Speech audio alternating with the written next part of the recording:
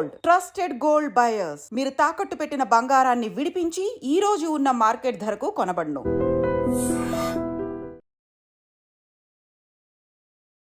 యమున గారు, ఏం జరిగింది ఈ ఆలయానికి సంబంధించి? కబ్జా కోరల్లో ఈ ఆలయ భూమి ఎలా చిక్కుకుంది? పాత బాస్తి అని చెప్పుకుంటున్న మన ప్రాచీన మహానగరంలో ఎన్నెన్ని ఆలయాలు ఉన్నాయి. ఇప్పటి వరకు ఒక 450 నుంచి 500 కోట్ల ప్రాపర్టీని మనము ఎంక్రోచ్మెంట్స్ నుంచి విడిపించుకుంటూ తీసుకొచ్చాం. మన సమాజంలో ఎంతో మంది ఉన్నారు, భక్తులు ఉన్నారు, హిందుత్వ సంస్థలు ఉన్నాయి. మరి వారెవరూ చేయలేనిది మీరొక్కరే ఎందుకు ఇలా నడుం బిగించారు? ఈరోజు కబ్జా కోరల్లో వాడు యథేచ్ఛగా పక్కన ఎంక్రోచరు, వాడు ఎంత ధైర్యంగా వాడు కట్టేసుకుంటూ వస్తున్నాడు. కాబట్టి దానికి నిరసనగానే ఈరోజు ఏదైతే సమన్వయ లోపం, ఎండోమెంట్ ఒక్కటే సరిపోదండి. ఎండోమెంట్, జిహెచ్ఎంసీ, రెవెన్యూ, పోలీస్ ఇలా 4 శాఖలు పనిచేస్తేనే ఆలయ భూములు కబ్జా కురాల నుంచి విడిపించే పరిస్థితి ఉంది.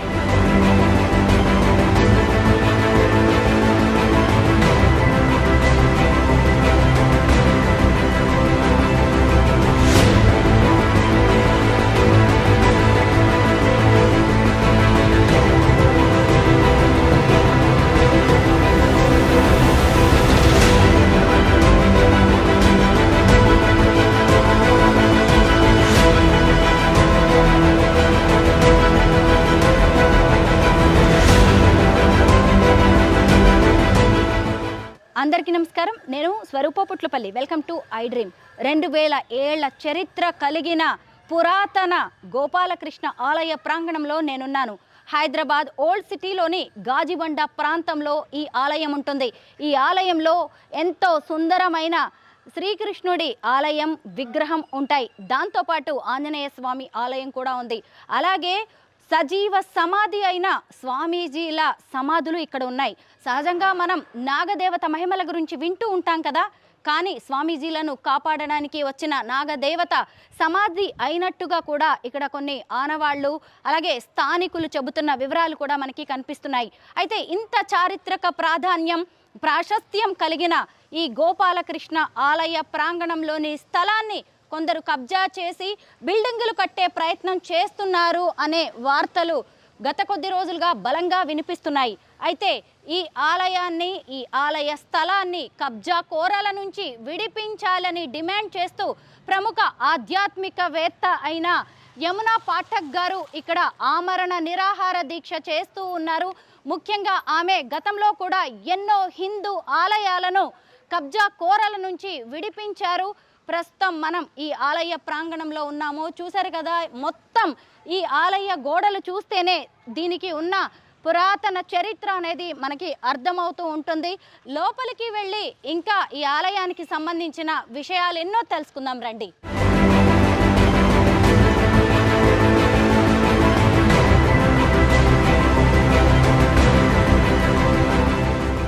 వందల ఏళ్ల క్రితమే ఓ స్వామీజీ ఇక్కడ సజీవ సమాధి అయినట్టుగా చెబుతున్నారు. దీంతో పాటు ఇక్కడ ఇంకొక 3 చిన్న చిన్న సమాధులు కూడా కనిపిస్తూ ఉన్నాయి. ఇవి కూడా కొందరు స్వామీజీల సమాధులు అని కూడా అంటున్నారు. ఇందులోనే నాగదేవత సమాధి కూడా ఉంది అని చెబుతున్నారు. ఇక్కడ ఒకప్పుడు స్వామీజీల మఠం, ఆశ్రమం ఉండేదంట. ఇక్కడ వారు తపస్సు చేసుకుంటూ, ధ్యానం చేసుకుంటూ ఎప్పుడు ఉండేవారని చెబుతున్నారు. ఆ తర్వాత ఇక ఈ జీవితం చాలు అని చెప్పి వాళ్ళు తనువు చాలించాలి అనుకున్నప్పుడు ఇలా సజీవ సమాధి అయినట్టుగా మనకి సజీవ సాక్ష్యాలు కనిపిస్తున్నాయి. చూశారు కదా, ఆరెంజ్ కలర్లో కనిపిస్తున్న వీటిని సమాధులని ఇక్కడి స్థానికులు చెబుతున్నారు. వీటి మీద ఇలాగా పట్టు వస్త్రాలని కప్పి ఉంచారు. చూడండి, ఇక్కడికి వచ్చిన భక్తులు పూజలు చేస్తూ ఉంటారు, హారతులు కూడా ఇస్తూ ఉంటారు ఈ సమాధుల చుట్టూ. అయితే వందల ఏళ్ల నాటివి కాబట్టి దీని చరిత్ర, దీని కథ, ఇది ఎవరి సమాధి, దీని వెనక ఉన్న రహస్యం ఏంటి అనేది కూడా మనందరికీ తెలిసే అవకాశం లేదు. ఎందుకంటే దీనికి సంబంధించిన శిలా శాసనాలు లేవు. అయితే ఇక్కడ చూడొచ్చు, పెద్ద పెద్ద రాతి స్తంభాలతో గోడలు నిర్మించి ఉన్నారు. అలాగే స్తంభాలు కనిపిస్తున్నాయి, దర్వాజాలు కనిపిస్తూ ఉన్నాయి. వీటన్నిటిని బట్టి వీటి వయసు, ఈ కట్టడం వయసు ఎంత ఉంటుందో మనం అర్థం చేసుకోవచ్చు. ఇదిగోండి, ఇక్కడ ఆలయానికి ఎదురుగానే అక్కడ గోపాలకృష్ణ స్వామి ఆలయం ఉంది.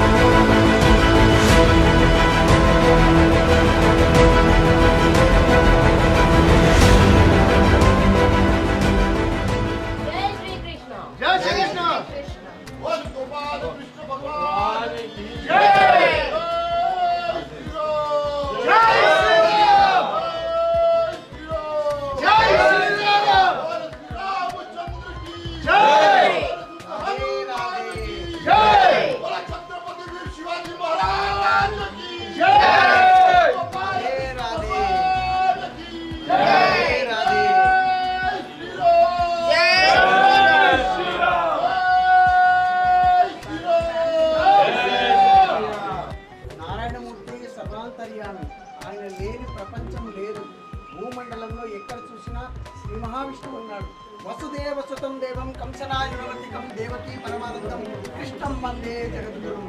శ్రీకృష్ణుడే సపంతర్యామి. మనకు దుష్ట సంహార చేసినందుకు కూడా కురుక్షేత్ర మహాసంగ్రామం జరిగేంత కాలం కూడా దుష్ట సంహారం చేసినటువంటి ఆ యొక్క శ్రీకృష్ణుడు ఇక్కడ స్వయంభూగా 2000 సంవత్సరాల క్రితం ఇక్కడ వెలిసినాడు. అంతటి మహాశక్తివంతమైన ఏరియా ఇది. ఇక్కడ సాయిబులు పరిపాలించి ఇక్కడంతా దుర్మార్గులంతా వచ్చి కబ్జాలు చేసుకుని మన భూములంతా తీసుకొని ఇళ్ళు కట్టుకున్నారు. కాబట్టి దాని గురించే ఈరోజు ఆ కృష్ణుడి దగ్గరికి వచ్చి మనం ప్రాధేయపడుతున్నాం. స్వామి, మాకు న్యాయం ధర్మం కావాలి. మన హిందూ ధర్మంలో మనకు అందరూ శక్తివంతంగా మన కార్యక్రమాలు చేసుకోవాలి. మన పూజ ఇక్కడ పూజ చేసుకోవాలంటే కష్టం ఉంది.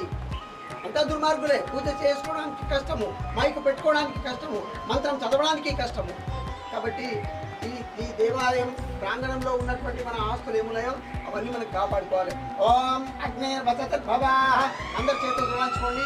ఓం అగ్నేర్వసతద్భవాః ఆదిత్యాధిపతేదో భవాః విష్ణుపతిమాన్ భవాః బ్రహ్మాయుర్భవాః ఆయురాయుర్భవాః ఇమే ప్రియే పద్మహస్తే సుగంధే భక్తస్థలైః ఉన్నతుజాయమానై ప్రమోదమానై రవిమన్యుమానై పుత్రైః పౌత్రైః శ్రీమద్దతాం దీర్ఘమాయుః అశ్వదాయీ తగోదాయీ ధనదాయీ మహాధనే ధనం మే జుషతాం దేవీం సర్వకామ్యార్థ సిద్ధయేత్ పుత్రపౌత్రధనం ధాన్యం మత్తత్వాయాతిగోర్వం ప్రజానాం భవతి మాసాం ఆయుష్మంతం కరోతాం చంద్రాభాం లక్ష్మీం ఈశానాం సూర్యాభాం శ్రియమైశ్వరీం చంద్రసూర్యాగ్నిసర్వాభాం శ్రీమహాలక్ష్మీముపాత్మహే విష్ణశ్చ శ్రియం దదాతు పశుపతిశ్చ పశుం దదాతు కుబేరస్య ధనం దదాతు సర్వా దేవతాః అమృతం దదాతు మాసే మాసే సఫలమాదిత్యాః తేజోబలం చ మంగళం చ సుమంగళం చ బుధం చ దీర్ఘబుద్ధిం చ మంత్రే మంత్రే రహస్యం చ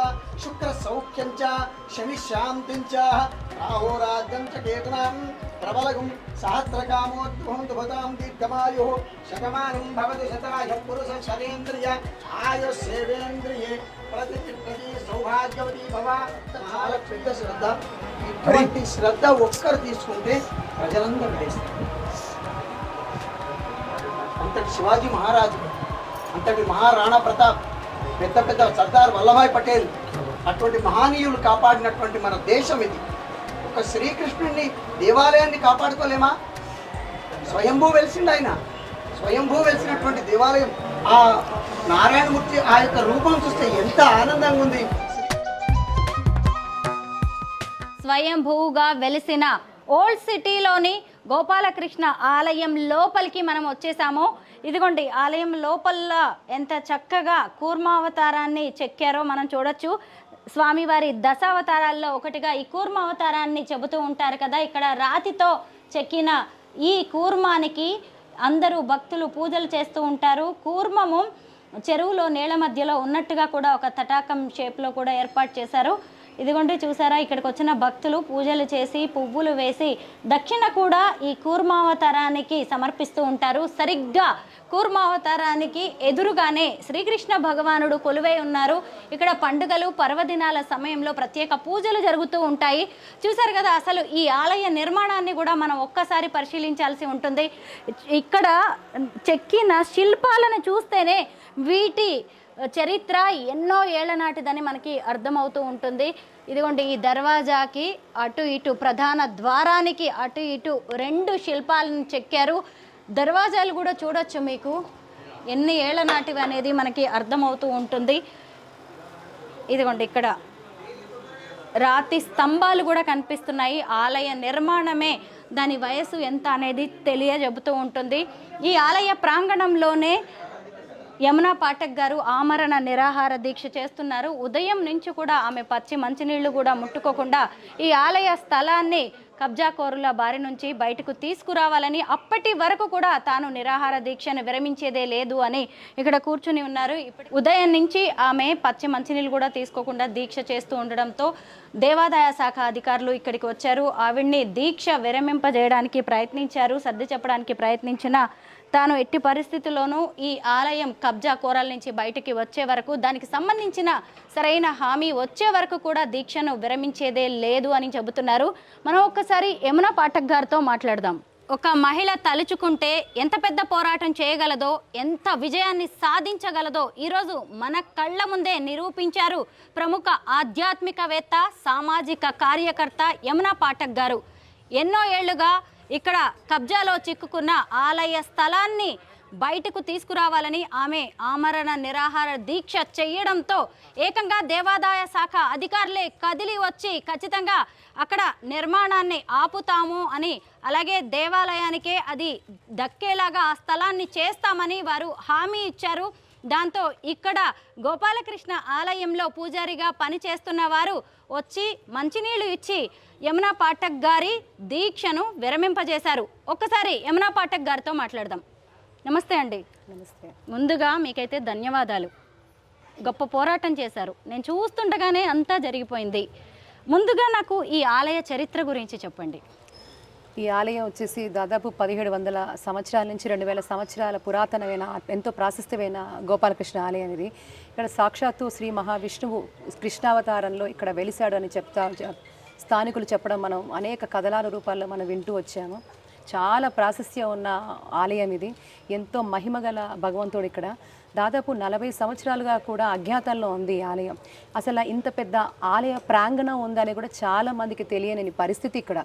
ఇది మనం ఎన్నో సందర్భాలలో ఇక్కడ మరి ఎంతో ప్రాచీన మహానగరం, మన పాతబస్తీ అని చెప్తున్న మన ప్రాచీన మహానగరంలో ఇది ఒక తపోభూమి అంటాను. ఎందుకంటే చాలామందికి తెలియంది ఏంటంటే చరిత్ర పుటమిలోకి ఒక్కసారి తొంగి చూస్తే ఎక్కడో మనం ఉత్తరాఖండ్లో మనం తపోభూమి అంటున్నాం, కానీ మన భాగ్యనగరంలో అడుగడుగునా కూడా అనేక దివ్యమైన భవ్యమైన ఆలయాలు, ఆలయ ప్రాంగణాలు ఎంతో పురాతనమైనది. 1, 2 కాదు, కొన్ని వేల సంవత్సరాలు పురాతనమైన ఆలయాలు, మరీ ముఖ్యంగా స్వయంభూ క్షేత్రాలు ఇక్కడ వెలవడం చాలా చాలా సంతోషకరమైన విషయం. ఎందుకంటే ఎంతోమంది తపస్సంపన్నులు, ఎంతోమంది పండితులు, ఎంతోమంది ఋషులు ఇక్కడ తపస్సు చేశారని కూడా చరిత్రలో మనకి ఎన్నో ఆధారాలు మీరు ఒక్కసారి చదివితే ఎన్నో కథల రూపాలు మనకు కనపడుతూ ఉంటాయి. ఎన్నో చరిత్రలు ఇక్కడ ఉన్నాయి. అలాంటి పుణ్య భూమి ఈ ప్రాచీన ప్రాశస్త్యం ఉన్న మహానగరం. మరి ఇలాంటి మహానగరంలో మనము మన దేవీ దేవతలను కొలుచుకోలేకపోవడము, ఇక్కడ కనీస ధూపదీప నైవేద్యాలు లేకడము, ఇలాంటివన్నీ చూస్తే చాలా చాలా బాధేసింది. ఎందుకంటే గుర్తుపెట్టుకోండి, ఎక్కడో ఉన్న ఇస్లామిక్ నేషన్స్, ఇప్పుడు మన కంబోడియా, అలాగే ఇండోనేషియా, ఇటువంటివన్నీ కూడా ఈ దేశాలలో కూడా మనకి అక్కడ మన ఆలయాలు ఉంటే వాటిని ఎంత జాగ్రత్తగా వాళ్ళు పరిరక్షిస్తున్నారు. అవి ఒక హెరిటేజ్ సెంటర్స్గా చూస్తూ ఉన్నారు. అంటే ఇస్లామిక్ నేషన్స్లో కంబోడియా, ఇండోనేషియా, మలేషియా లాంటి దేశాలలో కూడా ఇవి ఒక కల్చరల్ సెంటర్స్గా చూస్తున్న పరిస్థితిలో మనము ఏదైతే పాతబస్తీ అని పిలువబడుతుందో ఒక తపోభూమి అని నేను చెప్తున్నానో, ఇక్కడ ఎన్ని దివ్యమైన భవ్యమైన ఆలయాలు ఉంటే ఇవి మన ఒక సంస్కృతికి, మన పూర్వీకులకి, వాటి యొక్క చరిత్రకి ప్రతీకలు ఇవి. మరి వీటిని నిర్లక్ష్యం చేసి అధికారం ఎవరిచ్చారండి? ఒకప్పుడు నిజాములు పరిపాలించినప్పుడు కూడా మన ఆలయ భూములు దేదీప్యమానంగా ఉండేవిట. అక్కడ చాలా ఇనాములు ఇచ్చేవారుట, మరి భూములు ఇచ్చేవారు. అలాగే అర్చకులకి కూడా మాన్యాలు ఎన్నెన్నో, ఈవెన్ వాళ్ళు దగ్గరుండి రథోత్సవాలు, బ్రహ్మోత్సవాలు ఇలా ఎన్నో చేసిన పరిస్థితులు మనకున్నాయి. ఇలాంటి చరిత్రని కప్పిపట్టేస్తున్నారు. కానీ అంటే ఆ రోజుల్లో ఆ పాలకులు ఉన్నా కూడా దేదీప్యమానంగా వెలిగిన ఆలయాలు ఈరోజు మనకి ప్రజాస్వామ్యం వచ్చాక, స్వాతంత్రం వచ్చాక మన పాలకులు ఉండగా ఎందుకు ఈ దుస్థితి ఉన్నదనేది ఈరోజు ప్రశ్నార్థకంగా మారింది. ఆ తరుణంలోనే జల్లెడపడుతూ ఉండి అనేక దివ్యమైన భవ్యమైన ఆలయాలు, ధూపదీప నైవేద్యాలు నోచుకోలేని ఆలయాలు, ఇలాంటి ప్రాంగణాలన్నీ కూడా వెలుగులోకి తీసుకొచ్చే ప్రయత్నం చేస్తూ ఉన్నాం. ఎందుకంటే మరీ చెప్తున్నాను, ఇవన్నీ మన కల్చరల్ రూట్స్, ఇది మన అస్తిత్వం, మన పూర్వీకులు మనకిచ్చిన ఒక వారసత్వ ఆధ్యాత్మిక సంపద. ఇది ఎంతో చెప్తుంది చరిత్ర గురించి. ఇవి మన పునాదులు. ఇవి లేకుండా చేస్తున్నారండి, ఈ తరానికి తెలియకుండా చేస్తున్నారు. యమున గారు, ఏం జరిగింది ఈ ఆలయానికి సంబంధించి? కబ్జా కోరల్లో ఈ ఆలయ భూమి ఎలా చిక్కుకుంది? ఈ 40 సంవత్సరాలుగా కూడా మగ్గిపోతున్న ఈ ఆలయము, మనము గత సంవత్సరం నుంచి అనేక కథనాలు దీని గురించి మనం ప్రయత్నం చేస్తూ బయటికి అటు పత్రికల ద్వారా, మీడియా ద్వారా, డిజిటల్ మీడియా ద్వారా కూడా మనం అనేక కథనాలు దీన్ని ప్రచారం చేసుకుంటూ వస్తున్నాం, ప్రజల్ని చైతన్యపరుస్తూ వస్తున్నాం. ఆ ప్రాసెస్లో మనకి నిజంగా కూడా శ్రీకృష్ణ పరమాత్ముడు ఉన్నాడా అంటే ఉన్నాడనే నిదర్శనం మనకి అనేక సందర్భాల్లో జరిగింది. ఎప్పుడైతే ఈ ఆలయం గురించి మనము ఆరా తీసి దీని గురించి మనం పరిశోధన చేసుకుంటూ ముందుకెళ్తున్నామో అనేక డాక్యుమెంట్లు కూడా చాలామంది వాళ్ళు మన గురించి తెలుసుకొని మనకి ఎన్నో డాక్యుమెంటల్ ఎవిడెన్సెస్ కూడా తీసుకొచ్చి వీటి మీద కేసులు ఏవైతే కూడా అప్పట్లో 40 ఏళ్ల కిందట ఎంక్రోచర్స్ ఎవరైతే దీన్ని ఆస్తిని కాజేద్దామనే దుర్బుద్ధితో వాళ్ళు ప్రయత్నం చేశారో అవన్నీ తిప్పికొట్టే పరిస్థితి. అంటే ఉమ్మడి రాష్ట్రంలో ఉన్నప్పుడు కూడా దేవాదాయ ధర్మాదాయ శాఖ ఇందులో ఒక పార్టీగా ఉండి ఆ కేసుని వాళ్ళు నెగ్గడం జరిగింది. అంటే సిటీ సివిల్ కోర్టులో అటు హైకోర్టులో కూడా దేవాదాయ శాఖకి అనుకూలంగా కూడా తీర్పు వచ్చిన పరిస్థితి. అంటే ఇది ఆలయ భూమిని వచ్చిన పరిస్థితి కూడా అప్పుడు దేవాదాయ శాఖ దీన్ని పరిరక్షించుకోలేకపోయింది. కాలక్రమేణా వేరే వాళ్ళ చేతుల్లోకి వెళ్ళి ప్రైవేట్ యాజమాన్యం చేతుల్లోకి వెళ్ళి అది కొన్ని సంవత్సరాలు అలాంటి పరిస్థితి ఉండగా తర్వాత మనం వచ్చాక దీన్ని వెలుగులోకి తీసుకొచ్చి అనేక కథనాల్లో మనం బయటకు తెచ్చిన తర్వాత అనేక విస్తుపోయే విషయాలు బయటకు వచ్చాయి. అలాగా అనేక డాక్యుమెంట్స్ కూడా మనం సేకరించాం. తీసుకొచ్చే డిపార్ట్మెంట్ వారికి ఎట్టకేలకి ఏంటంటే అయ్యా ఇది మీ ప్రాపర్టీ. ఈరోజు తెలంగాణ రాష్ట్రం వచ్చిన తర్వాత కూడా దేవాదాయ ధర్మశాఖ ఎన్ని భూములు ఉన్నాయి, మరీ ముఖ్యంగా పాత బస్తీ అని చెప్పుకుంటున్న మన ప్రాచీన మహానగరంలో ఎన్నెన్ని ఆలయాలు ఉన్నాయి, మీరు మాకు అప్పచెప్పండి. ఎంతోమంది దాతలు ఎంతోమంది పెద్దవాళ్ళు వస్తారు భక్తులు మేము చూసుకుంటాం. ఇంతటి అద్భుతమైన ఆలయాల్ని మనం పరిరక్షించుకోవాలి అనే ఈ యొక్క మన సంస్కృతికి చిహ్నాలు ఇవి, వీటిని మనం కాపాడుకోవాలి అనే ప్రయత్నం చేస్తూ వారికి కూడా సహకరిస్తూ అనేక డాక్యుమెంట్ కూడా తీసుకెళ్ళి మనము కంటిన్యూస్ రిప్రజెంటేషన్స్ కూడా ఇవ్వడం జరిగింది. మీరు చూస్తూ ఉన్నారు మొదటి ఫేజ్లోకి 21 టెంపుల్స్ తీసుకుంటే ఒకటి ఇప్పటి వరకు ఒక 450 నుంచి 500 కోట్ల ప్రాపర్టీని మనము ఎంక్రోచ్మెంట్స్ నుంచి విడిపించుకుంటూ తీసుకొచ్చాం అనేక సందర్భాలలో. ఈరోజు కూడా మురళీ మనోహర్ స్వామి కిషన్ బాగ్లో కూడా ఈరోజు కోర్టు ఉత్తర్వులు, అంటే మనం ఇంతకుముందు కూడా దీని మీద వరుస కథనాలు వేసిన తర్వాత కూడా మరి ఈరోజు ఆ ఆలయానికి సంబంధించి కూడా అక్కడ ఎంక్రోచ్మెంట్స్ గురించి కూడా మనకి హైకోర్టుని ఎండోమెంట్ వారు హైకోర్టుని కూడా వారు ఆశ్రయించడం జరిగింది. హైకోర్టు ఉత్తర్వులు కూడా ఈరోజు ఇవ్వడం జరిగింది. దానికి సంబంధించి ఆస్తి కూడా ప్రొటెక్ట్ అవ్వడం పరిధిలో కొంతవరకు ప్రొటెక్ట్ అయింది. ఇంకా ఆలయానికి సంబంధించి కూడా మురళీ మనోహర్ స్వామి ఆలయం ఆస్తులు కూడా చాలా కోకొల్లలుగా ఉన్నాయి. ఇలా చెప్పుకుంటూ పోతే మీకు పాత బస్తీ చెప్పుకోబడుతున్న ఈ ప్రాచీన మహానగరంలో అనేక ఆలయాలు ఈరోజు మేము వెలికి తీస్తున్న దాంట్లో 100 ఎకరాలు 1000 ఎకరాలు 1000 కోట్ల రూపాయలు ఈరోజు అవన్నీ కూడా పరిరక్షింపబడితే మన ఆలయం మన సంస్కృతి ఒకప్పుడు ఎంత దేదీప్యమానంగా ప్రతి ఆస్పెక్ట్, అంటే మన ఒక జీవన గమనం అంతా కూడా ఆలయాలతో ముడిపడి ఉండిన పరిస్థితి. అలాంటి ఒక చక్కటి సంస్కృతి సమాజ హితం కోసం సమాజ శ్రేయస్సు కోసం ఏర్పడిన ఆలయాలు మన గుడి మన బలం అనే నినాదంతో మీ కార్యక్రమం స్టార్ట్ చేశాం. ఆ నినాదంతోనే మళ్ళీ సమాజాన్ని ఒక యూనిటీగా ఒకవైపు తీసుకురావాలి, ప్రజాహితం కోసం మళ్ళీ కార్యక్రమాలు జరగాలి, అది ఆలయం కేంద్రంగా జరగాలని ఒక సదుద్దేశంతో చేస్తున్న ప్రయత్నంలో భాగంగా డిపార్ట్మెంట్ వారిని కూడా సహకారం అడగడం జరిగింది.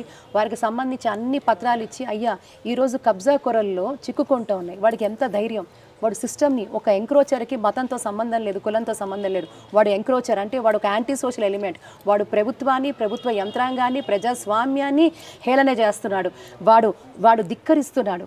అలాంటి వాడికి మనం తప్పకుండా కూడా వాడికి బుద్ధి చెప్పాల్సిన అవసరం ఉంది. ఆ పరిస్థితుల్లోనే మనం పనిచేసుకుంటూ వస్తున్నాం. ఈరోజు కబ్జా కొరల్లో వాడు యథేచ్ఛగా పక్కన ఎంక్రోచరు, వాడు ఎంత ధైర్యంగా వాడు కట్టేసుకుంటూ వస్తున్నాడు.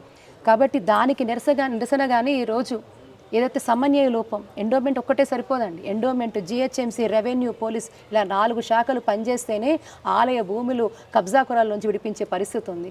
ఈరోజు భారతదేశం అంతా ఒక చట్టం అయితే పాత బస్తీలో చట్టమే లేదు.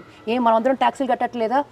ఒక సగటు ఇప్పుడు హైడ్రా తీసుకొచ్చి ఎంతమంది మధ్యతరగతి కుటుంబాలు, ఎంతమంది వాడు తెలియనివాడు, వాడు తెలియకుండా వాడు కొనుక్కున్నాడు, వాడిని ఉపేక్షించారా?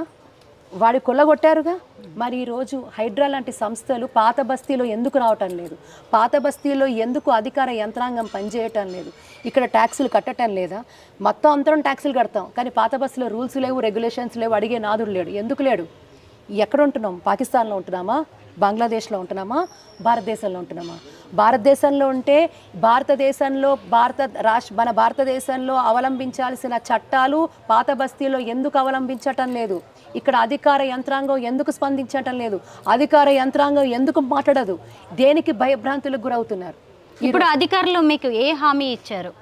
ఈరోజు ఎండోమెంట్ శాఖ వారైతే హామీ ఇచ్చారు, తప్పకుండా వారి పరిధిలో ఉన్న ప్రయత్నం చేస్తామంటున్నారు. మేము అంటున్నాం, మీ పరిధి ఎవరు డిసైడ్ చేయాలండి? ఈరోజు ఇన్ని ఆధారాలతో అన్ని డాక్యుమెంట్స్ ఇవ్వడం జరిగింది, కానీ ఇక్కడ సమన్వయ లోపం కూడా చాలా స్పష్టంగా కనపడుతుంది. జిహెచ్ఎంసీ వారి సమన్వయ లోపం కనబడుతుంది, రెవెన్యూ వారి లోపం కనబడుతుంది. మరి వారితో కూడా ఇందాక మాట్లాడించే ప్రయత్నం చేశారు. జిహెచ్ఎంసీ జోనల్ కమిషనర్ గారు కూడా ఇందాక మాట్లాడే ప్రయత్నం చేశారు, వెంకన్న గారు. మరి చట్టపరమైన మేము చర్యలు తీసుకుంటామని చెప్పారు. అది తీసుకున్న తర్వాతనే ఈరోజు విరమణకి టెంపరీగా విరమణ అనేది చేయడం జరిగింది. వారు చెయ్యని ఎడల తప్పకుండా ఇది పెద్ద ఎత్తున భక్తుల ఉద్యమం అవుతుందనేది చరిత్రలో ఇది తప్పకుండా దీని గురించి అలాంటి భక్తుల చేత చేపడే ఉద్యమంగా మారబోయే అవకాశం వీళ్ళు కనుక స్పందించకపోతే తప్పకుండా జరుగుతుందని చెప్తాను. యమున గారు, మన చుట్టూ మన సమాజంలో ఎంతోమంది ఉన్నారు, భక్తులు ఉన్నారు, హిందుత్వ సంస్థలు ఉన్నాయి. మరి వారెవరూ చేయలేనిది మీరొక్కరే ఎందుకు ఇలా నడుం బిగించారు? అంటే ఎవరూ చేయలేదు అని ఈరోజు మన పూర్వీకులు వాళ్ళు గనక మనకెందుకులే, మరి దొరల పాలనలో ఉన్నాము, వాళ్ళు ఉంటే ఉన్నానులే, బానిస బతుకులు బతుకుచ్చలే అని అనుకొని ఉంటే ఈరోజు మనకు స్వాతంత్రం వచ్చేది కాదు. ఈరోజు ఏవైతే ఈ శృంఖాలు ఏవైతే ఈరోజు సనాతన ధర్మం అని చెప్పుకుంటున్నామో, మన ఆలయాలని చెప్పుకుంటున్నామో, పాత బస్తీ అంటే హిందువులకు స్వేచ్ఛ లేదని చెప్పుకుంటున్నామో, ఎందుకు చెప్పుకోవాలని అడుగుతున్నా. కాన్స్టిట్యూషన్ రైట్ మనకు లేదా? 100 మంది హిందువులు ఉన్న చోట అన్య మతస్థులు నిరభ్యంతరంగా చక్కగా హాయిగా దేదీప్యమానంగా వాళ్ళ ప్రార్థనా స్థలాలకు వెళ్ళి ప్రార్థన చేసుకుంటున్నప్పుడు, హాయిగా ఉంటున్నప్పుడు, కాన్స్టిట్యూషనల్ రైట్ వాళ్ళు అనుభవిస్తున్నప్పుడు, అన్య మతస్థులు ఎక్కువ శాతం ఉన్న ప్రాంతాలలో మన హిందూ ఆలయాలు ఉంటే ఎందుకు గంట కొట్టకూడదు? హిందూ ఆలయాలు దేదీప్యమానంగా ఎందుకు వెళ్ళకూడదు? ఎందుకు అవమానం జరుగుతోంది? ఎందుకు ఎంక్రోచ్మెంట్స్ జరుగుతున్నాయి? ఎందుకు వాళ్ళు బట్టలు ఆరేస్తున్నారు? ఎందుకు ఇక్కడ బీర్ బాటిల్స్ వేస్తున్నారు? ఎందుకు ఇక్కడ మాంసం ముక్కలు వేస్తున్నారు? ఎందుకు ఇక్కడ చేయరాని కార్యకలాపాలు చేస్తున్నారు? మనం వాళ్ళ అన్య మతస్థుల్ని మనం గౌరవించినప్పుడు మన హిందూ దేవాలయాన్ని వాళ్ళు ఎందుకు గౌరవించలేకపోతున్నారు? కాన్స్టిట్యూషనల్ రైట్ మనకి లేదా? ఒక్కళ్ళకే ఉందా? ఈక్వాలిటీ మనకి లేదా? మనం చేస్తే కమ్యూనల్, వాళ్ళు చేస్తే కాన్స్టిట్యూషనల్ రైట్ ఎలా అవుతుంది? ఈక్వాలిటీ ఫర్ ఆల్ కదా, constitution is all for all కదా. ఇది మనకెందుకు లేదు? మనం మాట్లాడితే కమ్యూనల్ ఎందుకు అవుతుంది? ఎందుకు కమ్యూనల్ బుచ్చి చూపిస్తున్నారు? ఇది తప్పు కదా. కాన్స్టిట్యూషన్ రైట్ అందరికీ ఒకేలాగా ఉండాలిగా. ఏ రాజకీయ పార్టీ అయినా కావచ్చు, ఎవరైనా కావచ్చు, ఏదైనా కావచ్చు, వాళ్ళ ప్రజాప్రతినిధులు ఒక్క పార్టీకో లేకపోతే వాళ్ళ ప్రజాప్రతినిధులు ఏ ఒక్క మతానికో కులానికో ప్రజాప్రతినిధులు కాలేదు కదా. మీరు ప్రతి ఒక్కరి మనోభావాన్ని గౌరవించాల్సిన అవసరం ఉంది కదా. దాన్ని ధిక్కరించినట్టు తప్పకుండా ప్రజాస్వామ్యంలో ప్రజలు తప్పకుండా మీకు బుద్ధి జరిపే పరిస్థితి తప్పకుండా ఉంటుంది. మీరు ఎవరైనా ఉండొచ్చు కాక, ఎవరైనా ఉండొచ్చు కాక సంబంధమే లేదు. మీరు ఏ పార్టీ అయినా ఉండొచ్చు కాక, మీరు ఏ మతానికి సంబంధించిన వారు ఉండొచ్చు కాక, ఏ కులానికి సంబంధించిన వారు. Constitution is equal for everyone irrespective of caste, creed, religion. అలాంటప్పుడు మీరు చేయాల్సిన పరిస్థితి ప్రతి ఒక్కరి మనోభావాలు గౌరవించడము, ప్రతి ఒక్కరిని గౌరవించడం. గౌరవం అనేది ఇచ్చిపుచ్చుకోవాలి, అది అందరికీ సమానంగానే ఉండాలి. యమున గారు, ఇందాక మీరు ఒక మాట అన్నారు, 500 కోట్ల విలువైన 21 దేవాలయాలని కబ్జా కోరల నుంచి బయటకు తీసుకొచ్చాను అని. అవన్నీ కూడా హైదరాబాద్లోనే అవి 2-3 కేవలం 2 ఆలయాలకి సంబంధించి. ఇంకా ఇప్పుడు ఈరోజు ఇంకొక కోర్టు ఉత్తర్వు ఇవ్వాలి మన మురళీ మనోహర్ స్వామి టెంపుల్ గురించి. ఈరోజు మనం చేస్తున్న ప్రయత్నం వల్లే అది బయటకు వచ్చింది. మరి డిపార్ట్మెంట్ వారు కూడా సహకరిస్తున్నారు, స్పందిస్తున్నారు. సో ఇప్పుడు ఈ ఆలయానికి సంబంధించి కూడా మీరు ఒక్క ఆలయాన్ని టచ్ చేస్తే 100 కోట్లు, 1000 కోట్ల రూపాయలు. మరి ఈరోజు ఆలయాలకు సంబంధించి కూడా అన్యాక్రాంతం అయిపోతూ రెంట్లు కూడా ఇవ్వలేని పరిస్థితి. ఆ రెంట్లు ఇచ్చినా కూడా హిందూ ఇతర వ్యవస్థలకు ఇచ్చి అక్కడ రెంట్లు కూడా ఇవ్వలేని పరిస్థితి, వాటిని మూసేస్తున్న పరిస్థితి. ముందుగా ఇక్కడ ఆలయం ఉంది అని ఆనవాళ్ళు లేకుండా చేయడం, దాన్ని కాలక్రమేణా మూసేయడం, అర్చక స్వామిని తీసేయడము, తర్వాత ఆ గుడిలో విగ్రహాన్ని మాయం చేయడము, తర్వాత గుడిలో ఆ ఒక్క ఆలయాన్ని అంచెలంచెలుగా కబ్జా చేయడము, కట్టుకోవడము అనేది పరిపాటిగా ఈరోజు పాతబస్తీలో మారుతున్న పరిస్థితి. దీనికి తప్పకుండా చరమగీతం పాడతాము. ఇది ఇక మీద సాగే పరిస్థితే ఉండకూడదు. అది లేకుండా చేస్తాం. దేదీప్యమానంగా మళ్ళీ పాత బస్తీ అని చెప్పబడుతున్న ఈ ప్రాచీన మహానగరాన్ని మళ్ళీ తపోభూమిని చేస్తాం. ఇది తప్పకుండా సిద్ధిస్తుంది, తప్పకుండా జరుగుతుంది. కృష్ణం వందే జగద్గురం. ఇది తప్పకుండా జరుగుతుంది. నిర్లక్ష్యానికి గురవుతున్న శిథిలావస్థలో ఉన్న దేవాలయాల్ని, అలాగే అన్యక్రాంతం అవుతున్న దేవాదాయ భూముల్ని పరిరక్షించడానికి మీరు చేస్తున్న ఉద్యమం అనేది చాలా గొప్పది. మాలాంటి వాళ్ళం ఎప్పుడు మీ వెనక ఉంటాం. Thank you so much. ధన్యవాదాలు.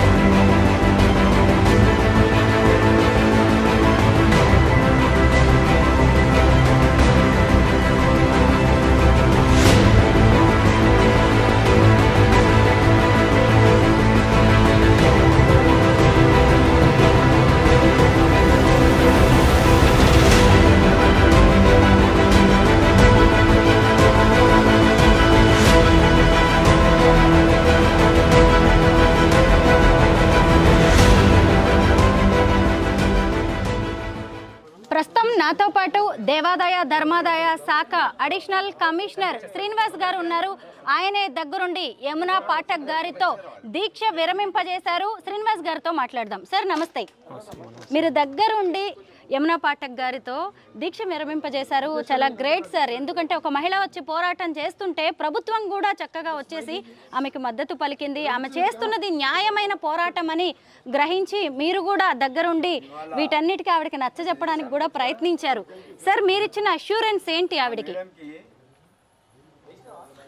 ఈరోజు ఈ దేవాలయము కృష్ణ మందిరము బేసిక్గా హైకోర్టు ఉత్తర్వులు ఇచ్చినప్పటికీ కూడా పక్కన నిర్మాణాలు చేస్తున్నారు, అది ఆపకుండా చేస్తున్నారనే నేపథ్యంలో ఇష్యూ కాగానే మా పై ఉన్నతాధికారుల ఆదేశాల మేరకు మా మంత్రి గారి కార్యాలయం నుంచి ఇన్స్ట్రక్షన్లు మేము రావడం జరిగింది. నేను నాతో తోటి ఉద్యోగస్తులు వచ్చిన తర్వాత ఇక్కడ అర్థమైంది ఏంటంటే ఈ ల్యాండ్కి సంబంధించి ఎంక్రోచ్మెంట్ ఆపమన్నా కడుతున్నారు అనేది ఇష్యూ అయింది.